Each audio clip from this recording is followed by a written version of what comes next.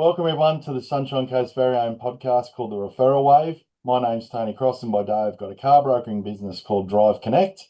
But today I'm the host of this great podcast that showcases businesses that are in BNI right across the coast. And I'm here today with Mel Schembri from Sotheby's. Welcome along, Mel. Hello. Great to have you on board. Thank you. So look, first off, tell us a little bit about your business and a bit about Sotheby's.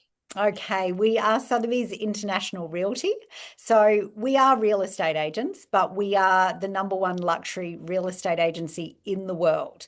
So it's a pretty big claim to fame that we're very proud to be associated with.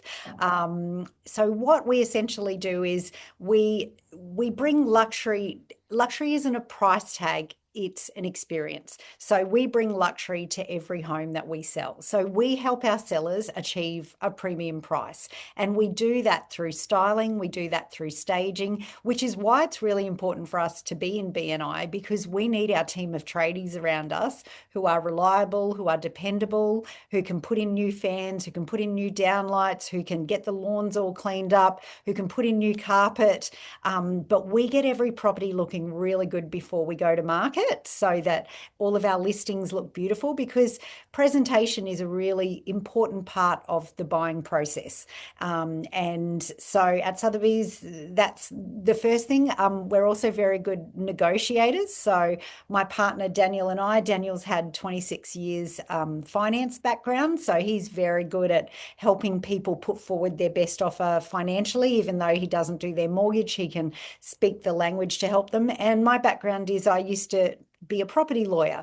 So I bring that legal side and that negotiation side to our sellers. So ultimately, we're here to help our sellers of any price range, whether it's a $500,000 apartment right through to I hold the record of a $20.5 million house. We can help sellers achieve the best possible price for their properties on the Sunshine Coast, but also put those Sunshine Coast properties on a global stage. Yeah, so we were talking off air about that, and we ran through some Sotheby's statistics, which I'll get you to talk about in a sec. But yeah, a very much so a global presence, and a couple of those properties you sold were to overseas people, you were saying. Just talk us through that a little bit, and a bit about the Sotheby's stat, and even sorry, before you do that, how it started. That was an interesting story. Oh, so how it started. Well, I used to be a property lawyer, as you know, and then 9 years ago I went into real estate. And after about 3 years, once I sort of really knew what I was doing, I was breaking records on the Sunshine Coast. So I sold a $20.5 million house, which was the highest sale at the time. It still is. Not Noosa, but Maroochydore through to Caloundra. I then sold the highest waterfront sale, which was 7.3 million. I then sold the highest single duplex for 3.45 million. And I actually had Sotheby's knocking on my door. And I just went, no, I want to be with a local office. I wasn't quite ready to branch out on my own. And then about 2 years ago, I was approached by Sotheby's to be director of the whole region, so that it would be our own business, but we're licensed with Sotheby's to work with them to put local properties on a global stage.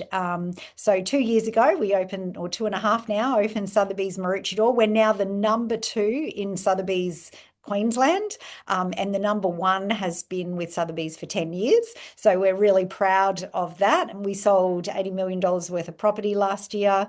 And we're record breakers. We did an $11 million Chevelin property to a former NBA player and his former supermodel, Australian supermodel wife. And we're just about to be on 2 episodes of House Hunters Australia, which is a bit exciting because we sold some properties to some international people and they wanted to feature us in that show. So, yeah, very exciting.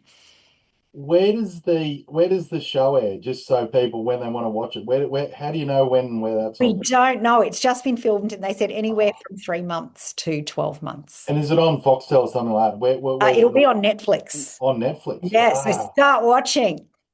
So you watch something on Netflix other than Drive to Survive, is that correct? Well, Drive to Survive is pretty much our favorite show. Yeah. Very good. Hey, look, I know you've got an excellent BNI story. So talk to me about your BNI story and how you came to join BNI and in turn rejoin BNI. Okay, so I knew that BNI was brilliant for networking, business networking international, when I first became a real estate agent, and I couldn't get in on the Sunshine Coast. All the real estate seats were taken, and Charity, who was the owner at the time of BNI, said, well, actually, I then couldn't because I couldn't get in. I tried to start my own little networking group, and we all met in a cafe, and we went for 3 weeks, and there were six of us to start with. And after 3 weeks, there were two of us because there was no accountability, there was no structure. And so I thought, right, I really do need to get in BNI. So I went back to Charity, and Charity said, well, why don't you open the Maroochydore chapter? And I was like, okay, I don't know how to do that, but let's give it a crack. And within 6 months, we opened Platinum, was what it was called. And I was president of Platinum, I think, for about 2 or 3 years overall in the whole time that I was in it. And it was so wonderful for me. I felt like I had my own team of marketers out there working for me. But more importantly, the trades we just had a really tight group of trades, because when you're selling property, I need to be able to ring all those trades and get them out there and know that they're dependable. I needed a great mortgage broker. It was just an incredible group. And then what happened, it was about 4 years ago, I met my partner, Daniel, and he had a finance business. So I joined him into BNI. And then we decided we were going to open our own business because we wanted to work together. And rather than going into real estate, we thought, let's open a property coaching business, because I used to be a property lawyer. He was in finance. We love investing in property, and we wanted to share our passion with people. And so I gave my seat to another real estate agent, and then Sotheby's International asked me to come and be a director of the Sunshine Coast. And it was just such an incredible opportunity. There was no way we could pass it up to be a part of this global brand that has 1,100 offices, 27,500 agents, and an international website that gets 3 million hits per month. So I had to leave BNI because I couldn't be a real estate agent in the chapter where they'd already replaced me. And I kept saying, if a seat becomes available to Frederick and everyone, if a seat becomes available, let me know. And then Mel Convoy, most of you know Mel, she's amazing. A seat came up in Momentum. So about 3 weeks ago, I went to Momentum, and there was another real estate agent there. So I had to fight them for the seat, and came out victorious, which was really great. And now I'm in BNI Momentum. Oh, fantastic. So you're back, maybe not at the original chapter, but you're back in BNI. So That's that's right. good. I'm not at the original. I miss my friends from the original chapter, but BNI Momentum is amazing. They're just such a wonderful, positive group of people who love systems and procedures, which I love as well. And yeah, it's a great group. I think that's a great story that you went and started your own, but yeah, just didn't have the structure and coffee chats. Very good. Yeah. Which leads me on to my next question. So, I mean, obviously now you've got the structure and everything of BNI back around you, and you've got this great new business with Sotheby's. How do you use BNI to enhance your networking and referrals for your business? Look, I'm more about giving, and then it's giver's gain, of Yeah. course. So I know if I look after my trades and the people in our group, that they'll keep their ears open for anyone selling for me. But just to have that close knit of tradespeople that I can rely on, that I see every week, that I know what's happening, that they value our relationship, that probably was my primary reason for joining. Of course, I want work, and of course, I want to be able to grow my business even more than what we have right now. But I just know I can look after my trades, and my trades can look after me. And I enjoy meeting them every week, and I enjoy talking to them. And we're still building that. Mm. That's what I've said. I'd like to really build the trades part of our chapter, and I'd also really like to build the professional part of our chapter even further, although they have done a brilliant job. But I'd like to add to that and bring that to the chapter. Yeah, it's a very common thread with like real estate agents and property managers. It is good. You have that network around you. And this morning we were at the our Sunshine Coast Breakfast Awards, and Paul Houston was up there, who's got a commercial cleaning business and been in BNI for a long time. And I got him to say a few words, and it was, it was for him, it was exactly that, what you're saying. He can get to a job, there can be 6 or 7 BNI people there all helping out. And the owners or the landlords or whoever it might be are there going, how did you pull all this together?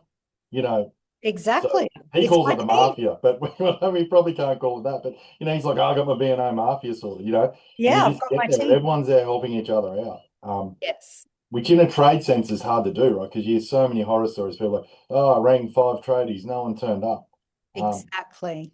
And Sadly, I think when you're in a BNI together, the people who are willing to get out of bed on a Thursday morning at 6:30 and turn up and be accountable, the people who are not opposed to systems and procedures are all generally doing that kind of work in their own business. If you hate BNI, you probably need to have a look at yourself if you want to grow your business, because you can't really grow without systems and procedures. But if you love BNI and you love systems and procedures, then that's the kind of people I need to do business with, because I need those people who have structure and can handle referrals and can, yeah, it's an important part of what we do. and I think the longer that you're in BNI, the more you get in tune with dealing with people like that. Sometimes you might go outside the box for something you quite fine. You're thinking, oh my God, why isn't there someone in BNI that does this for me? Because you get used to using the people that live by those core values like accountability and things like that, don't you? So it becomes second nature to you. So when you're outside the box, it feels a bit weird sometimes. Yes. Yeah, exactly. So how I know you say that you use trades to help you solve issues, not issues, but problems and help you work in your business. Have you got any other sort of stories around that where BNI has helped you solve any problems within your business? Oh, they have been there for me. Like I remember one time,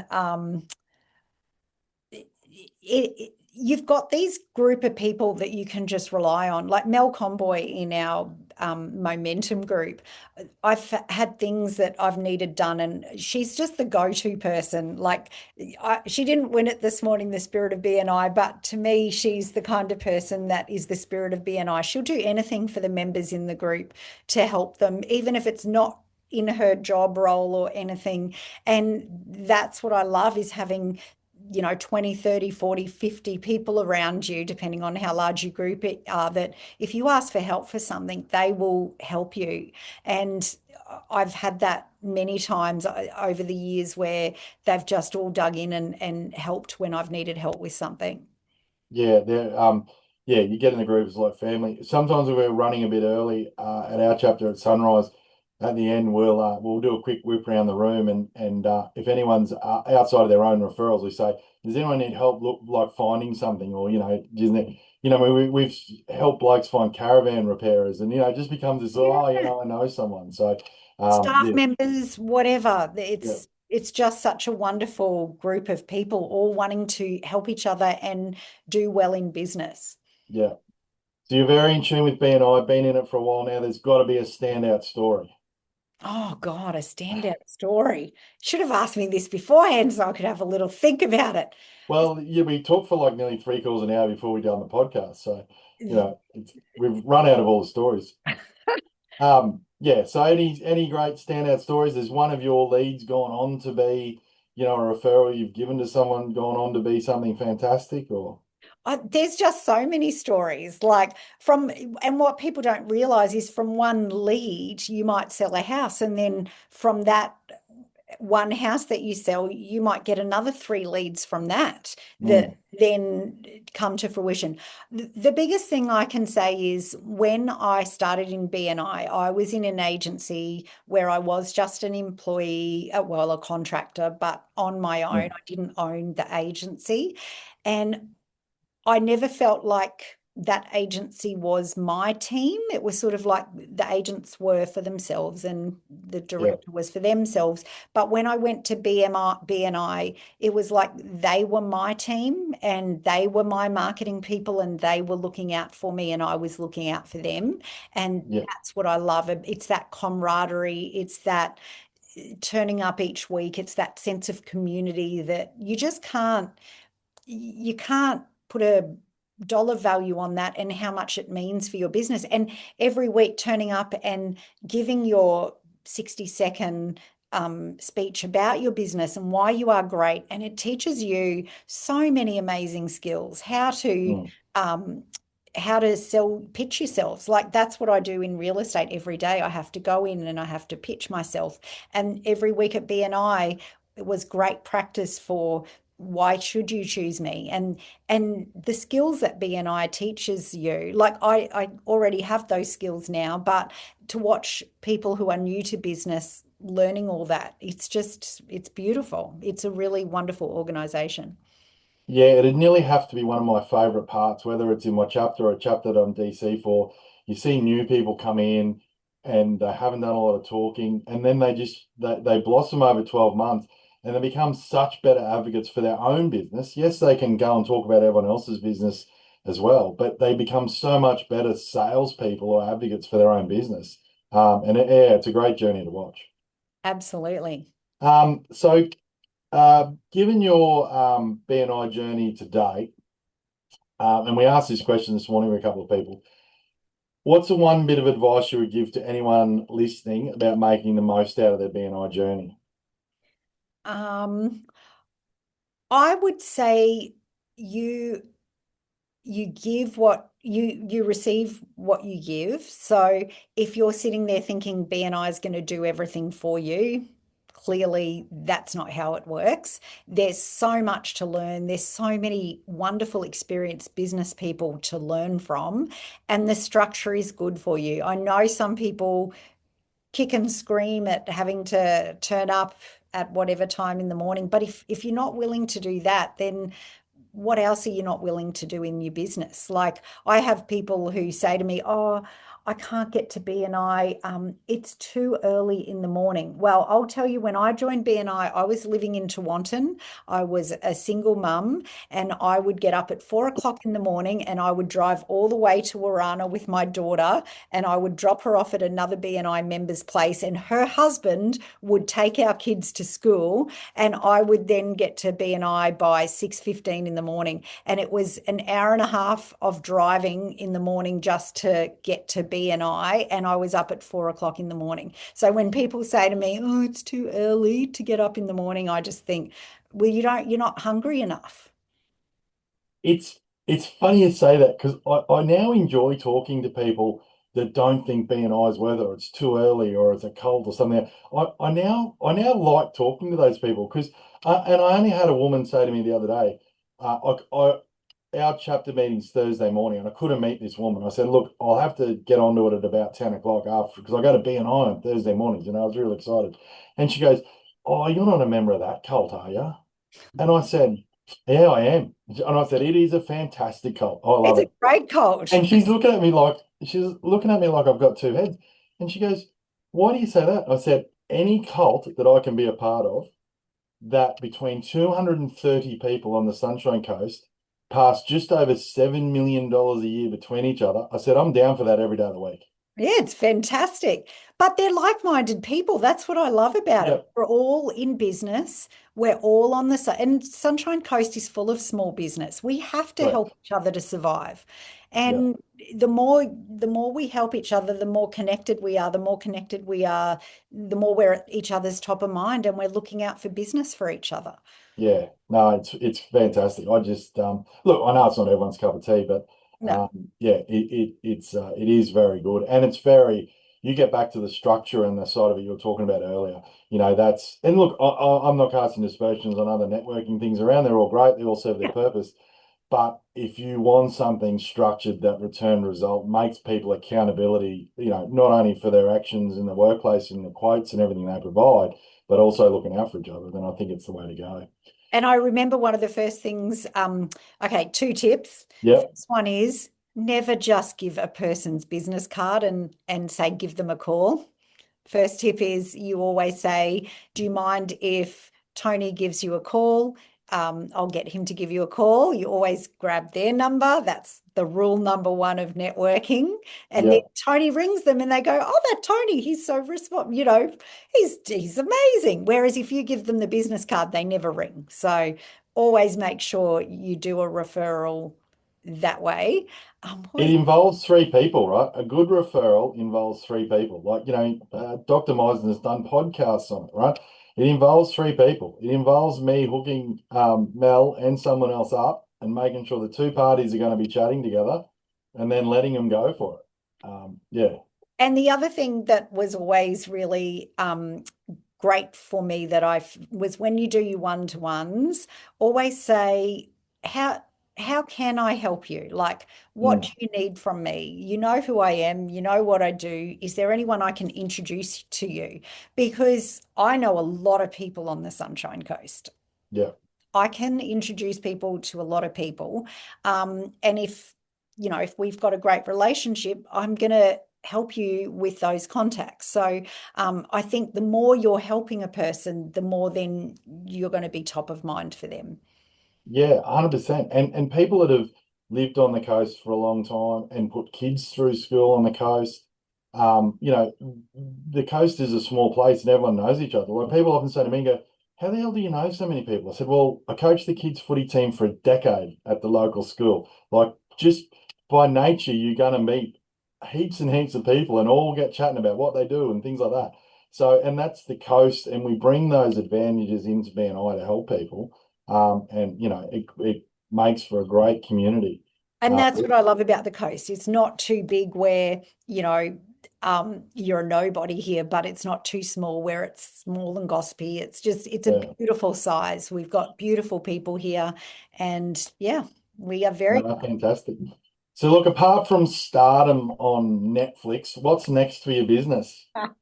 Oh, we've got some really huge plans. We've just put in an operations manager, which, oh my goodness, life-changing to a business where you've got an operations manager. So we really want to leave a legacy on the Sunshine Coast of bringing property to a global stage, but to helping many people, we don't discriminate. Again, luxury is not a price point, it's an experience. And we Correct. want to bring that business class type experience to people who just want to have a beautiful, smooth transaction and want to achieve a great price. But we also attract really lovely buyers as well to help. And I feel privileged to be in that position where we can introduce buyers to beautiful homes and help sellers move to their next chapter. So it's kind of like being the matchmaker of homes. No, that's fantastic. Um, what's your core value at BNI that resonates with you? What's the one core value? The one core value, well, positive mindset. If Yeah, you if you come in and with a victim mindset that BNI owes you something, that's never going to wash. It's not how you work in business. It's not how you work as an employee. You've got to the more you make yourself valuable to people, the more people will give back to you. Of course, you've got to have your boundaries. Of course, you've got to look after yourself and have good, clear boundaries in place. You can't run around helping everyone else to your own disadvantage. yeah. But the more you're trying to help other people with truth and integrity, then the more it's going to come back to you. So it is, I totally believe in giver's gain. I've always lived my life by that. If you help other people, but you do it because it makes you feel good. And then when you feel good, things happen. So that's why I do it. Giver's gain, it keeps the spring in your step. It keeps the spring in your step. That's it, Tony. We might have to trademark. I'm sure someone's probably trademarked that by now. Um, so Mel, look, it's been great having you on. Some fantastic insight. I would encourage everyone to track you down and have a one-to-one because you do have a great history in BNI. You've been in BNI, out of BNI, so you know how it works on both sides of the fence. Congratulations on all your successes. Thank you. Um, don't forget if you're now that you're in tight with Netflix, we can hopefully get some backstage passes or some Grand Prix tickets to Drive to Survive. And I'll always take those Sotheby's car auction tickets off your hands if you ever get them passed around. I'll keep an eye out for you. Great. So how can people get in touch with you and learn a bit more about your business? Uh, Website. So, well, Sotheby's International Realty Maroochydore. yeah. That is us. We're in the Maroochydore CBD. If you know of anyone selling, we would love to help them. We have little referral vouchers for people. I say little, but they're quite big. So if you know of anyone selling, we look after our referrers. So that would be much appreciated. But we love helping people. So Melissa Schembri, Sotheby's Maroochydore, you'll find me online. Yep. All right. Track Mel down, everyone, and organise a one-to-one and find out a little bit more about the BNI experiences. Well, Mel, it's been great to have you on the podcast, and Thank you. I wish I had a photo to show everyone of your team's get up this morning at the awards. Your chapter did win the best We dress did win the best dressed. award, and it was like a white cricket outfit with pink terry toweling hats and pink zinc on your cheeks. And The the war. war paint. I did ask you to keep it on, but you failed me there. But oh look, we'll let you off it next time. You're lucky I don't have a photo of you to show everyone while we're on here. So I'm sure someone will find some somewhere. So, but look, it's been fantastic. Great. Thanks for being on, and we'll no doubt catch you around the coast soon.